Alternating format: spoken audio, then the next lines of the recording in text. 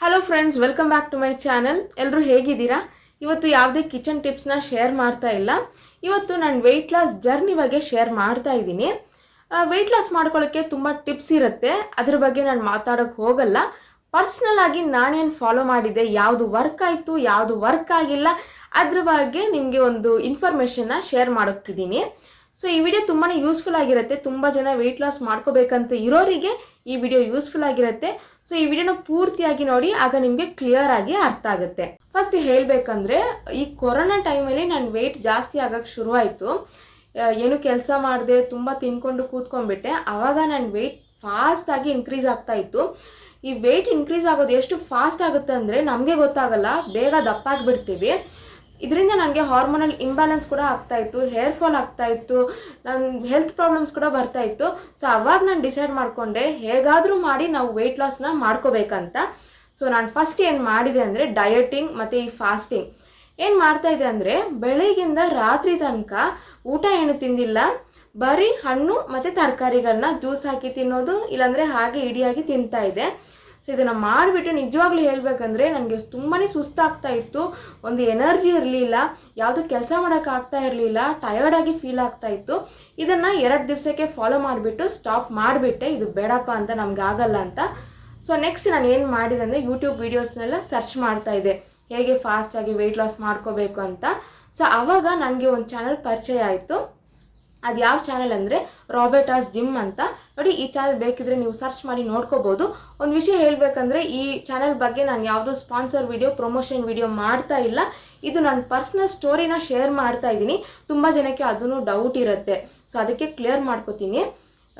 ಈ ಚಾನಲ್ನ ನಾನು ನೋಡ್ತಾ ಇದ್ದೆ. ಇದರಲ್ಲಿ ಎಕ್ಸಸೈಸ್ ವೀಡಿಯೋಸ್ ಮಾತ್ರ ಅವರು ತೋರಿಸೋದು, ಮತ್ತು ಅದರಲ್ಲಿ ಹಾಕುವಂಥ ಕಮೆಂಟ್ಸ್ ಕೂಡ ತುಂಬಾ ಚೆನ್ನಾಗಿತ್ತು. ನಾನು 5 kg 10 kg ಹಾಗೆ ಕಮ್ಮಿ ಆಯ್ತಂತ. ಸೊ ಆ ವಿಡಿಯೋಸ್ನ ನೋಡಿಬಿಟ್ಟು ಓಕೆ, ನಾವು ಕೂಡ ಫಾಲೋ ಮಾಡೋಣ ಅಂತ ನಾನು ಡಿಸೈಡ್ ಮಾಡಿಕೊಂಡೆ. ಅದರಲ್ಲಿ 1/2 hour ಸೀರೀಸ್ ಅಂತ ಒಂದು ಬರುತ್ತೆ, ಅಂದರೆ ಅರ್ಧ ಗಂಟೆ ಎಕ್ಸಸೈಸ್ ಸೀರೀಸ್ ಅಂತ ಸಪ್ರೇಟಾಗಿ ಹಾಕಿರ್ತಾರೆ. ಸೊ ಅದನ್ನೇ ನಾನು ಫಸ್ಟು ಫಾಲೋ ಮಾಡಿದ್ದು. ಬೆಳಿಗ್ಗೆ ದಿನ ಅರ್ಧ ಗಂಟೆ ಅವ್ರು ತೋರಿಸೋವಂಥ ಎಕ್ಸಸೈಸ್ನ ನಾನು ಫಾಲೋ ಮಾಡಿದೆ. ಅರ್ಧ ಗಂಟೆ 1 ವಾರಕ್ಕೆ ನಾನು ಫಾಲೋ ಮಾಡಿದೆ, ಮತ್ತು ವೆಯ್ಟ್ ಚೆಕ್ ಮಾಡಿದೆ. ನನಗೆ ವೆಯ್ಟ್ ಲಾಸ್ ಆಗ್ತಾ ಇರೋದು ನನಗೆ ಗೊತ್ತಾಯಿತು. ಸೊ ಇದನ್ನೇ ನಾನು ಮುಂದೆ ಕಂಟಿನ್ಯೂ ಮಾಡಿದೆ. ನೀವು ಕೇಳ್ಬೋದು, ನಾವು ಮನೇಲಿ ಎಕ್ಸಸೈಸ್ ಮಾಡ್ಕೋಬೋದಲ್ವ, ಈ ಎಕ್ಸಸೈಸ್ ಮಾತ್ರ ಯಾಕೆ ಮಾಡಬೇಕಂತ. ಮನೇಲಿ ಮಾಡೋವಂಥ ಎಕ್ಸಸೈಸ್ಗೂ ಇವ್ರು ತೋರಿಸೋವಂಥ ಎಕ್ಸಸೈಸ್ಗೂ ತುಂಬಾ ಡಿಫ್ರೆನ್ಸ್ ಇದೆ. ನಾವು ಅರ್ಧ ಗಂಟೆ ಮನೇಲಿ ಏನೋ ಎಕ್ಸಸೈಸ್ ಈ ರೀತಿ ಮಾಡ್ತಾ ಇರ್ತೀವಿ, ಅದರಲ್ಲಿ ಅಷ್ಟೊಂದು ಕ್ಯಾಲೋರೀಸ್ ಬರ್ನ್ ಆಗಲ್ಲ. ಆದರೆ ಇವ್ರು ತೋರಿಸೋವಂಥ ಎಕ್ಸಸೈಸ್ನ ಮಾಡುವಾಗ ನಮಗೆ ನಿಜವಾಗ್ಲೂ ತುಂಬಾ ಸ್ವೆಟ್ ಆಗುತ್ತೆ, ಕ್ಯಾಲೋರೀಸ್ ತುಂಬಾ ಬರ್ನ್ ಆಗುತ್ತೆ, ಇದು ನಮಗೆ ಫೀಲ್ ಆಗುತ್ತೆ. ಸೊ ನಾನು ಫಾಲೋ ಮಾಡೋಕ್ಕೆ ಶುರು ಮಾಡಿದೆ. ಡಯಟ್ ಬಗ್ಗೆ ಹೇಳಬೇಕಂದ್ರೆ, ನಾನು ಯಾವುದೇ ಡಯಟ್ನ ನಾನು ಫಾಲೋ ಮಾಡಿಲ್ಲ, ಆದರೆ ಕೆಲವೊಂದು ಫುಡ್ ಐಟಮ್ಸ್ಗಳನ್ನ ನಾನು ಅವಾಯ್ಡ್ ಮಾಡ್ಕೋತಾ ಇದ್ದೆ. ಮೇಯ್ನಾಗಿ ಈ ಸ್ವೀಟ್ ಐಟಮ್ಸು, ಕಾಫಿ, ಟೀ, ಈ ಥರ ಸಕ್ಕರೆ ಹಾಕಿರೋ ಅಂಥ ಈ ಫುಡ್ ಐಟಮ್ಸ್ಗಳನ್ನ ಪೂರ್ತಿಯಾಗಿ ಅವಾಯ್ಡ್ ಮಾಡಿದೆ. ನೆಕ್ಸ್ಟ್ ಹೇಳಬೇಕಂದ್ರೆ, ಜಂಕ್ ಫುಡ್ಡು ಮತ್ತು ಡೀಪ್ ಫ್ರೈ ಆಯಿಲ್ ಫುಡ್ಡೆಲ್ಲ ಇರುತ್ತೆ ಅಲ್ವಾ, ಅದನ್ನು ಪೂರ್ತಿಯಾಗಿ ಅವಾಯ್ಡ್ ಮಾಡಿದೆ. ನಾರ್ಮಲಾಗಿ ಮನೇಲಿ ನಾವು ಯಾವ ರೀತಿ ಊಟ ಮಾಡ್ತೀವಿ ಅದೇ ರೀತಿ ಊಟ ಮಾಡ್ತಾ ಇದೆ. ಬೆಳಿಗ್ಗೆ ದೋಸೆ, ಇಡ್ಲಿ, ಉಪ್ಪಿಟ್ಟು ಈ ರೀತಿ ತಿಂತಾ ಇದೆ. ಮಧ್ಯಾಹ್ನ ಅನ್ನ, ಸಾಂಬಾರು, ಪಲ್ಯ ಆ ಥರ ತಗೋತಾ ಇದೆ. ಮತ್ತು ರಾತ್ರಿ ಕೂಡ ಅದೇ ಅನ್ನ, ಸಾಂಬಾರು, ಪಲ್ಯನೇ ತಿಂತಾ ಇದೆ. ತುಂಬ ಜನ ಮನೆಯಲ್ಲಿ ರಾತ್ರಿ ಚಪಾತಿ ತಿಂತೀರಾ, ಆದರೆ ನಮ್ಮ ಮನೆಯಲ್ಲಿ ರಾತ್ರಿ ಕೂಡ ಅನ್ನ ಇರುತ್ತೆ. ಸೊ ನನಗೋಸ್ಕರ ಸಪ್ರೇಟಾಗಿ ಮಾಡ್ಕೊಳ್ಳೋಕೆ ಕಷ್ಟ ಆಗುತ್ತೆ ಅಲ್ವಾ. ಸೊ ರಾತ್ರಿ ಕೂಡ ನಾನು ಅನ್ನ ತಿಂತಾ ಇದ್ದೆ. ನನಗೆ ತುಂಬಾ ಹೆಲ್ಪ್ ಆಗಿತ್ತು. ಮತ್ತು ಚಿಕನ್, ಮೀನು ಅದೆಲ್ಲ ಡೀಪ್ ಫ್ರೈ ಮಾಡಿದ್ದು ಯಾವುದು ತಿಂತಾ ಇರಲಿಲ್ಲ.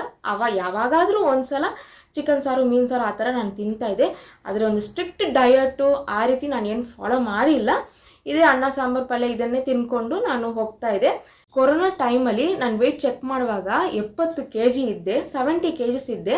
ಮತ್ತು ಈ ಡಯಟ್ ಮತ್ತು ಈ ಎಕ್ಸಸೈಸ್ನ ನಾನು 7-8 ತಿಂಗಳಿಗೆ ನಾನು ಫಾಲೋ ಮಾಡಿದೆ. ಸೊ ಈ 7-8 ತಿಂಗಳು ಬಿಟ್ಟು ನಾನು ವೆಯ್ಟ್ ಚೆಕ್ ಮಾಡುವಾಗ ನನ್ನ ವೆಯ್ಟ್ ಎಷ್ಟಿತ್ತು ಗೊತ್ತಾ? 52 kg ಇತ್ತು. ಸೊ 7 ತಿಂಗಳಲ್ಲಿ ಇಷ್ಟು 18 kg ನಾನು ವೆಯ್ಟ್ ಲಾಸ್ ಮಾಡಿಕೊಂಡೆ. ಇದು ನಿಜವಾಗ್ಲೂ ನನಗೆ ಆಗಿದ್ದ ಒಂದು ವಿಷಯನ ನಿಮ್ಮ ಜೊತೆ ಶೇರ್ ಮಾಡ್ತಾ ಇದ್ದೀನಿ. ಯಾವುದೇ ಸುಳ್ಳು ಇನ್ಫಾರ್ಮೇಷನ್ನ ನಾನು ಶೇರ್ ಮಾಡ್ಕೊಂಡಿಲ್ಲ ಇದರಲ್ಲಿ, ಓಕೆನಾ.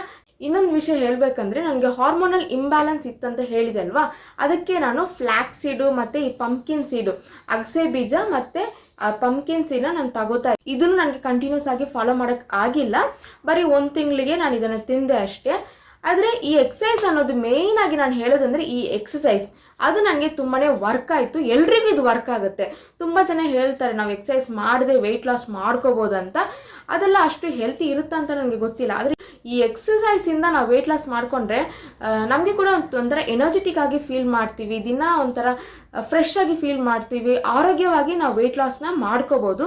ನೀವು ಕೂಡ ಇದನ್ನು ಟ್ರೈ ಮಾಡಿ. ಒಂದು ವಾರಕ್ಕೆ ಕಂಟಿನ್ಯೂಸ್ ಆಗಿ ಈ ಅರ್ಧ ಗಂಟೆ ಎಕ್ಸಸೈಸ್ನ ನೀವು ಟ್ರೈ ಮಾಡಿ ನೋಡಿ. ಒಂದು ವಾರ ಆದಮೇಲೆ ನೀವು ಎಷ್ಟು ವೆಯ್ಟ್ ಇರ್ತೀರಾ ಅಂತ ಲಾಸ್ಟಲ್ಲಿ ಚೆಕ್ ಮಾಡಿ ನೋಡಿ. ನಿಜವಾಗ್ಲೂ ನಿಮಗೆ ತುಂಬ ಒಂದು ಡಿಫ್ರೆನ್ಸ್ ನಿಮಗೆ ಗೊತ್ತಾಗುತ್ತೆ. ಓಕೆ ಫ್ರೆಂಡ್ಸ್, ಇದನ್ನು ನೀವು ಟ್ರೈ ಮಾಡಿಬಿಟ್ಟು ರಿಸಲ್ಟ್ ಹೇಗಾಯ್ತು ಅಂತ ನನಗೆ ಕಮೆಂಟ್ ಮಾಡಿ. ವಿಡಿಯೋ ಇಷ್ಟ ಆಗಿದ್ರೆ ಒಂದು ಲೈಕ್ ಕೊಡಿ. ನಿಮ್ಮ ಫ್ರೆಂಡ್ಸ್ ಆ್ಯಂಡ್ ಫ್ಯಾಮಿಲಿಗೆ ಈ ವಿಡಿಯೋನ ಶೇರ್ ಮಾಡಿ. ನಮ್ಮ ಚಾನಲ್ನ ಸಬ್ಸ್ಕ್ರೈಬ್ ಆಗೋಕ್ಕೆ ಮರಿಬೇಡಿ. ಇನ್ನೊಂದು ವಿಡಿಯೋ ಜೊತೆ ಮೀಟ್ ಮಾಡ್ತೀನಿ. ಅಲ್ಲಿವರೆಗೂ ಬಾಯ್ ಬಾಯ್.